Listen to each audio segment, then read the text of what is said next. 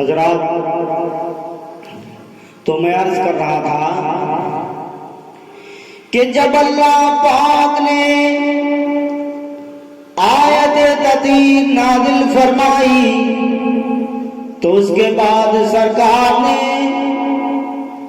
مولا کائنات علی مرتضی شیر خدا رضی اللہ تعالیٰ عنہ کو بلایا اور ارشاد فرمایا کہ علی آ جاؤ، میری پیاری چہیتی بیٹی فاطمہ زہرا تم بھی آ جاؤ، میرے نور نظر حسن اور میرے لخت جگر حسین تم بھی آ جاؤ۔ یہ سب آ گئے۔ جب یہ چاروں آ گئے تو سرکار نے اپنی مبارک چادر نور ان چاروں کو اڑا دی۔ سرکار نے اپنی مبارک چادر ان چاروں کو اڑا دی اور اللہ پاک کی بارگاہ میں دعا کرنے لگے، اے مالک و مولا، اے پالنہار، یا رب العالمین، اے خدا کائنات، اے کریم و رحیم مولا، یہ میرے گھر والے ہیں، اللہم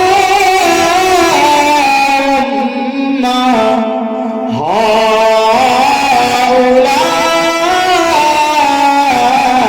آل بیتی و خاصتی، اے مالک و مولا، یہ میرے اہل بیت ہیں، یہ میرے گھر والے ہیں اور یہ میرے خاص لوگ ہیں، ان سے تو ناپاکی کو دور فرما اور انہیں اچھی طرح سے پاک صاف ستھرا فرما دے، انہیں اچھی طرح سے پاک صاف ستھرا فرما دے۔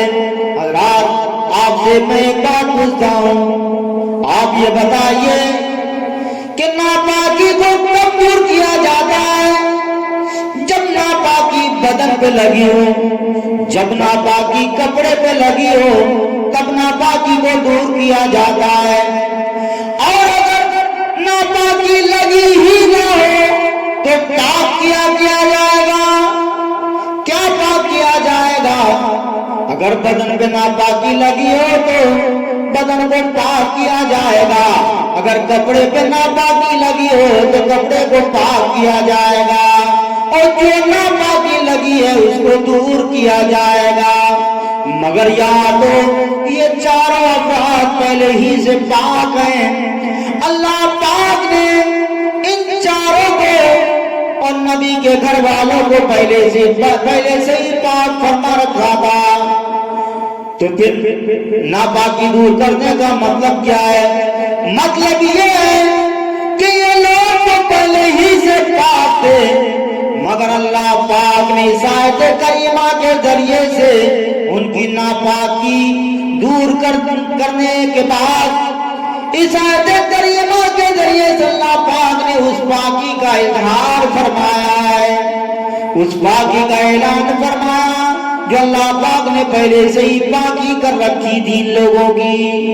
حضرات، یہ آیت کریمہ اہل بیت نبی کے شان میں نازل ہوئی، ان کی شان میں نازل ہوئی۔ اس آیت کریمہ میں مولا کائنات علی مرتضی اور فاطمہ زہرا اور حضرت امام حسن اور حضرت امام حسین، یہ چاروں افراد شامل ہیں، اور حضور کے ازواج مطہرات بھی شامل ہیں۔ الگ الگ مفسرین کے الگ الگ اقوال ہیں، مگر ہم اہل سنت کا ماننا ہے کہ اس آیت کریمہ میں حضور کی ازواج مطہرات اور اولاد پاک اور حضرت فاطمہ زہرا اور حضرت مولا علی اور حضرت امام حسن اور حضرت امام حسین، یہ سب شامل ہیں۔ حضرات، اللہ پاک نے چاروں کی پہلے سے ہی پاکی فرما رکھی تھی۔ اس آیت کریمہ کے ذریعے سے اس پاکی کا اظہار کیا گیا ہے، اس پاکی کا اعلان فرمایا گیا۔ حضرات اب دیکھیے چاروں افراد کو اللہ پاک نے پہلے سے ہی پاک فرما رکھا تھا۔ حضرات مولا کائنات علی مرتضی شیر خدا رضی اللہ تعالیٰ عنہ کی پاکی کا یہ عالم۔ حضرات یہ 8 سال کی عمر ہے ان کی، 8 سال کی عمر میں یہ ایمان لائے، 8 سال کی عمر میں انہوں نے اسلام قبول کیا۔ ابھی چھوٹے تھے، بچپنا تھا ان کا، تبھی یہ ایمان لائے۔ سرکار عالم صلی اللہ تعالیٰ علیہ وسلم نے ان کی کفالت فرمائی، ان کی پرورش فرمائی، اور جس کی پرورش اللہ کے حبیب فرما دیں تو پھر اس کی پاکی کا کیا عالم ہوگا۔ سبحان اللہ، سبحان اللہ۔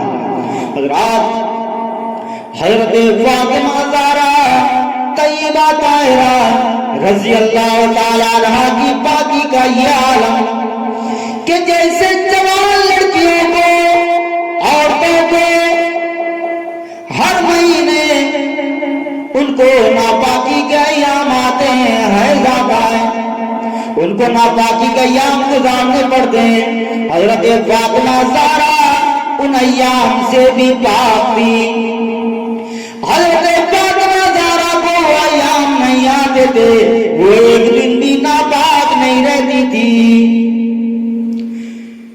حضور سرور کائنات صلی اللہ تعالیٰ علیہ وسلم سے عرض کیا گیا، آقا فاطمہ کو وہ ایام نہیں آتے، وہ ایام نہیں گزارتی، اس کی وجہ کیا ہے؟ تو آقا مولا صلی اللہ تعالیٰ علیہ وسلم نے ارشاد فرمایا، فاطمہ کو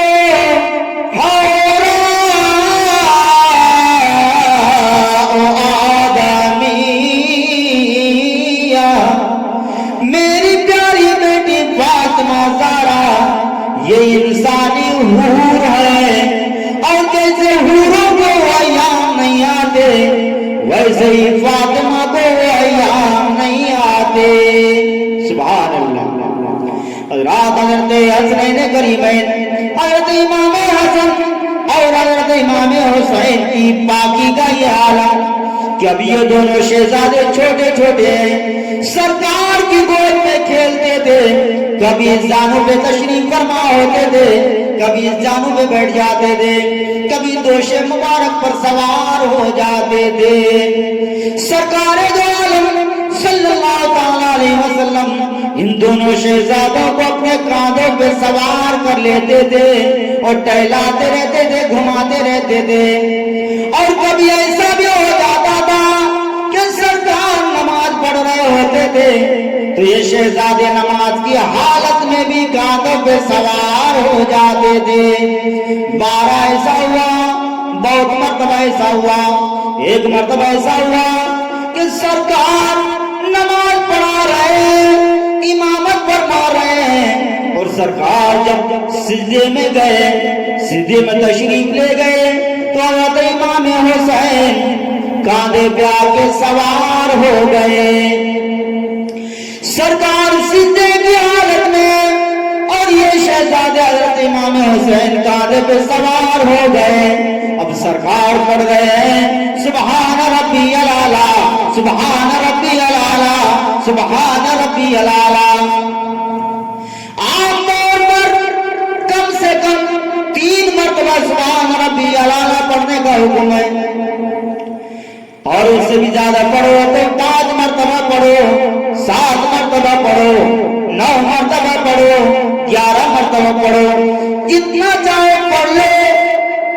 حضرات یہ تو جتنا چاہو پڑھ لو، مگر سرکار ابھی سجدے کی حالت میں اور حضرت امام حسین کاندھے پہ سوار ہیں، وہ سوار ہیں، کاندھے سے اتر ہی نہیں رہے ہیں۔ سرکار کو سرکار نے اس کی وجہ سے سجدے کو لمبا فرما دیا۔ سرکار پڑھتے جا رہے ہیں سبحان ربی الاعلی، سبحان ربی الاعلی، سبحان ربی الاعلی، پڑھتے چلے جا رہے ہیں۔ بڑھتے چلے جا رہے ہیں، سرکار تسبیح پڑھتے چلے جا رہے ہیں، اور حضرت امام حسین کاندھے سے اترنے کا نام ہی نہیں لے رہے ہیں۔ سجدہ بہت لمبا ہو گیا، بعد میں حضرت امام حسین کاندھے سے اترے، نیچے اترے، اس کے بعد سرکار نے سیدھے سے سر اٹھایا، اور سیدھے سے سر اٹھانے کے بعد سرکار نے نماز کو پوری فرمائی۔ نماز پوری فرمانے کے بعد سرکار نے دعا فرمائی۔ اس کے بعد صحابہ کرام عرض کرنے لگے، آقا آج تو کچھ مختلف ہو گیا، آج سیدھا لمبا ہو گیا، کیا اللہ پاک نے کوئی وحی نازل فرمائی؟ کیا کوئی وحی نازل ہو رہی تھی، یا اللہ پاک نے سیدھے کو لمبا کرنے کا حکم دے دیا ہے؟ تو میرے آقا نے فرمایا، نہیں نہیں، وحی بھی نازل نہیں ہو رہی تھی، اور سیدھے کو لمبا کرنے کا بھی حکم نازل نہیں ہوا ہے، سیدھے کو لمبا کرنے کا حکم نہیں ہوا ہے۔ وجہ یہ کہ میرا شہزادہ میری کاندھوں پہ سوار تھا، میرے کاندھوں پہ سوار تھا، تو میں نے سوچا کہ اگر سیدھے سے سر اٹھاتا ہوں تو میرا نواسا پھسل کے گر جائے گا، اس کو چوٹ لگ جائے گی، اس کو تکلیف پہنچے گی، تو میں نے مناسب نہیں سمجھا، مجھے گوارا نہیں ہوا کہ میرا نواسا پھسل کے گر جائے، اسے چوٹ لگ جائے اور اسے تکلیف پہنچے، یہ مجھے منظور نہیں ہے، اس لیے سیدھا لمبا ہو گیا۔ حضرات،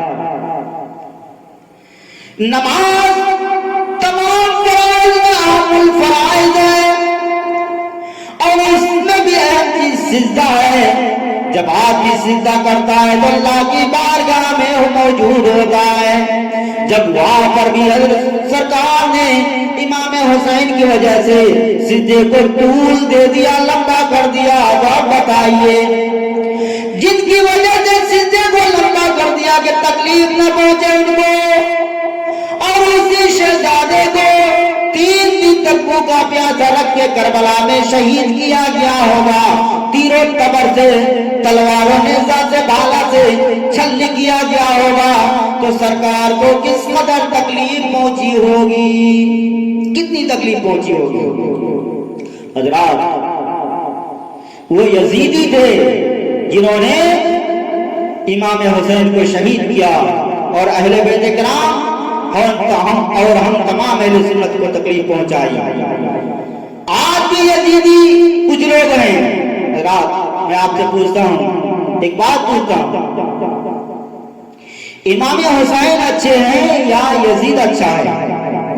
بلا شبہ امام حسین اچھے ہیں۔ امام حسین کو دنیا اچھا کہتی ہے، اور دنیا کا پیدا کرنے والا خدا پاک بھی اچھا کہتا ہے، اور یزید کو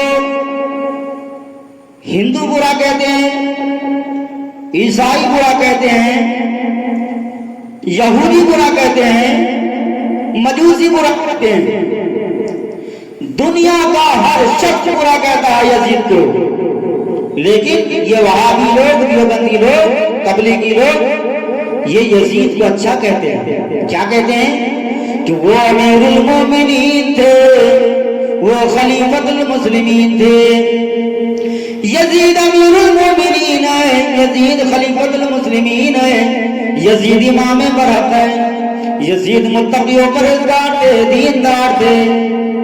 اتنا بڑا متقی پرہیزگار تھا یزید کہ جس نے اہل بیت کرام کے سر قلم کیے، بھوکا پیاسا ان کو شہید کر ڈالا، اس کو یہ وہابی لوگ اچھا کہتے ہیں کہ یزید اچھا تھا۔ کیا مطلب؟ امام حسین سے دشمنی ہے ان لوگوں کو امام حسین سے اور اہل بیت کرام سے دشمنی ہے۔ حضرات، یہ بات بول کر انہوں نے امام حسین کا دل دکھایا ہے، امام حسن کا دل دکھایا ہے، فاطمہ زہرا کا دل دکھایا ہے، علی مرتضیٰ کا دل دکھایا ہے، اور اللہ کے حبیب کا دل دکھایا ہے۔ حضرات، یہ لوگ بے ادب لوگ ہیں، ہمارا ان سے کوئی ذاتی جھگڑا نہیں ہے، کوئی پرسنل جھگڑا نہیں ہے ان سے، کوئی پیسے کوڑی کا جھگڑا نہیں ہے، زمین جائیداد کا جھگڑا ہمارا ان سے نہیں ہے۔ جھگڑا اگر ہے تو صرف اس بات کا ہے کہ انہوں نے اہل بیت کرام اور اللہ و رسول کی توہین کی ہے۔ یہ لوگ اللہ و رسول اور اہل بیت کرام کی توہین کرتے ہیں، اور ہم اللہ و رسول اور اہل بیت کرام کی تعظیم کرتے ہیں۔ بس یہی فرق ہے ہمارے اور ان کے بیچ میں۔ اللہ پاک ہمیں یزیدیوں کے فتنے سے محفوظ